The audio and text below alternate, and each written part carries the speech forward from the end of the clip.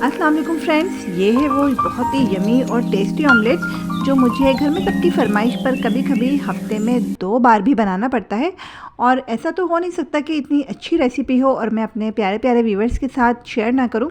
तो चलिए देखते हैं कि मैंने ये ऑमलेट किस तरह बनाया है। 4 अंडों का ऑमलेट बनाएंगे हम। तो सबसे पहले हम अंडों को एक बाउल में डालेंगे और ये काफ़ी ज़्यादा हरा धनिया अच्छी तरह से वॉश करके इसको मैंने बहुत ही फ़ाइन चॉप किया था। इसको हम अंडों के साथ मिक्स करके अच्छी तरह से बीट करेंगे। अंडों को हम जितना ज़्यादा बीट करेंगे उतना ही फ्लफ़ी ऑमलेट बनके तैयार होगा। हरा धनिया और अंडों को अच्छे से बीट करने के बाद अभी हम साइड पे रख देंगे और अब हम मसाले निकालेंगे। तो 2-3 हरी मिर्चें मैंने फ़ाइन चॉप की थी। इसमें ऐड करना है नमक और लाल मिर्च पाउडर, हल्दी और ज़ीरा। मसालों को हमने हरी मिर्चों के साथ इसलिए निकाला है क्योंकि हमें मसालों के साथ हरी मिर्चों को भी फ्राई करना है।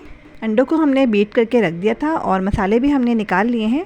अब हमें एक पैन में थोड़ा सा ऑयल लेना है और 2 मीडियम साइज़ की प्याज को मैंने बहुत ही फ़ाइन स्लाइसिस में कटिंग किया था। तो प्याज को हमें हाफ़ फ्राई से थोड़ा सा ज़्यादा फ्राई करना है। जब प्याज फ्राई हो जाएगी तो हम इसमें हरी मिर्चें और मसाले ऐड कर देंगे और इनको हल्का सा फ्राई करेंगे।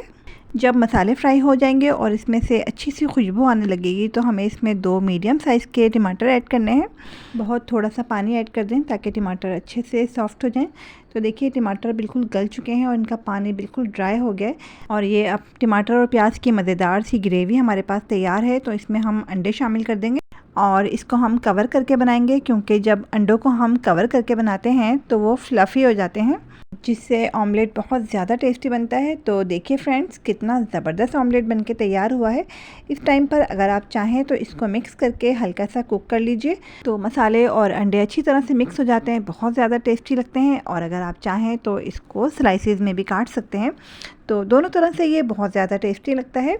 एक बार ज़रूर ट्राई कीजिएगा और इन्जॉय कीजिए पराठे या फिर ब्रेड के साथ। नई रेसिपी के साथ आप लोगों से फिर मुलाकात होगी। जब तक के लिए अल्लाह हाफ़िज़।